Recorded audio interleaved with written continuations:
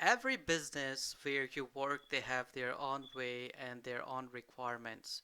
So basically, when you install a Windows Server 2019, as it comes with different editions, it also comes with different installation options. You can install it in different ways, and one of them is Core Edition.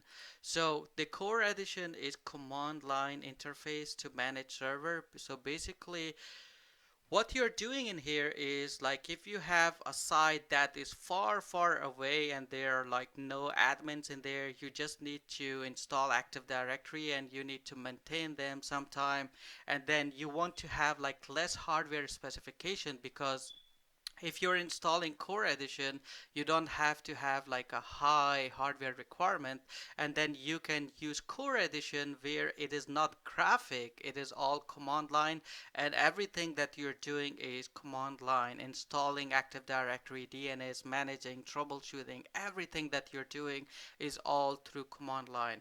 It is designed to only support limited number of roles and features, so there are some limitations there. So before you implement Core Edition, you need to know why do you need that Core Edition, where are you going to implement that Core Edition, and how are you going to use that Core Edition. Another installation option that we use all the time is server with desktop experience, or you can say graphic user interface.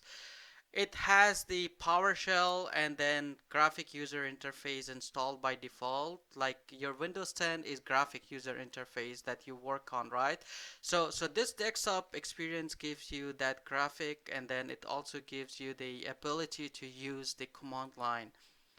It provides more client-like experience on Windows Server with full graphical interface with less limitations.